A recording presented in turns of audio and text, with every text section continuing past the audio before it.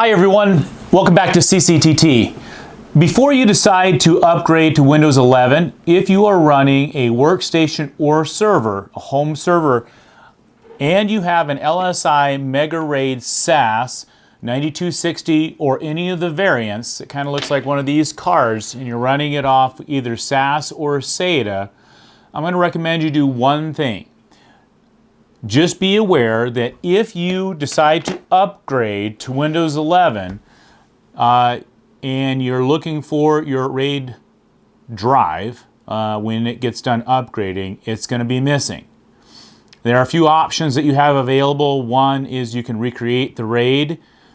If you recreate your RAID, if you've backed it up, you'll still find that you cannot have access to that RAID. And the reason why, it's something very unique, and I haven't seen it except on the older versions of Windows, is that Windows 11 deletes the driver for the RAID card. And so although everything is properly functioning, and in fact if you have your motherboard, you'll find that the motherboard actually does list and will likely have the SAS card registered, and you can actually get inside and do all of your manipulation to your RAID array. When you get into Windows, Windows will not recognize it and you'll be at a loss.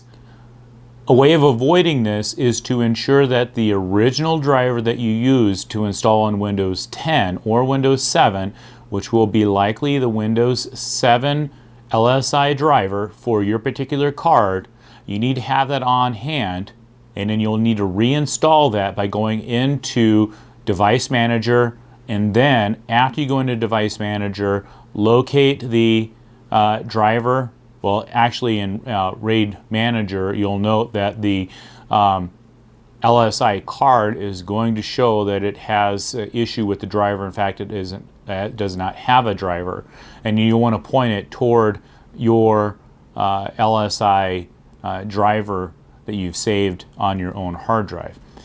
So if you use MegaRaid Manager and you can't find your server, then you need to immediately go and download the driver, or hopefully you've had advanced warning based on a video like this or others, and you've decided that you're going to install that driver. So that's the first step. And if you have any other issues, then I would go back to the basics. Look in the BIOS and make sure that the BIOS is still registering your LSI card.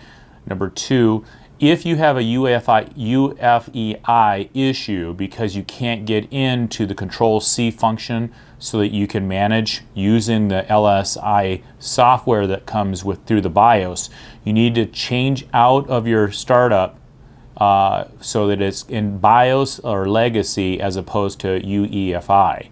And then you should be able to manipulate it and see whether or not your card is still showing up. Hopefully it is, and hopefully it's just a Windows issue. Before you do anything with Windows 10 in upgrading, if you have one of these cards, I highly suggest that you back up everything so that you don't lose what you've got.